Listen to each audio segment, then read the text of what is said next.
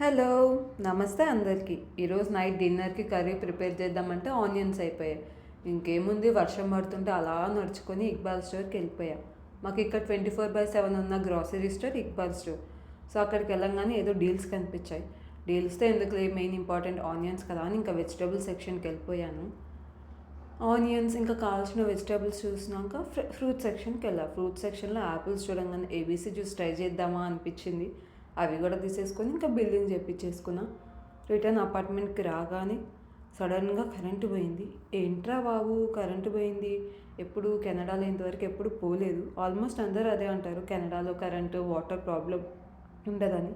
ఇంకేమోనే, ఇంట్లోకి రాగానే అందరు డామినోస్కి వెళ్దామంటే ఇంకా అక్కడికి వెళ్ళి పిజ్జా తెచ్చుకుందాం. పిజ్జా కోసం వెయిట్ చేసి పిజ్జా ఇంటికి రిటర్న్ తీసుకొచ్చుకొని డిన్నర్ విత్ పిజ్జా అనుకొని గుడ్ నైట్ చెప్పేసుకుందాం. Please subscribe my channel. Thank you. Bye bye.